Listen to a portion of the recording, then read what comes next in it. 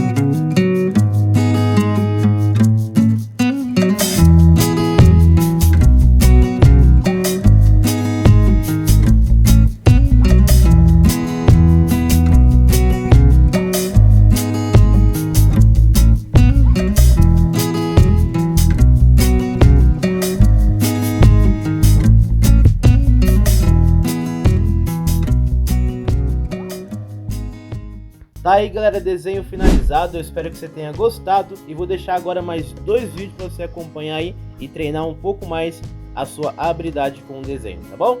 Um grande abraço e a gente se vê no próximo vídeo. Valeu, fui!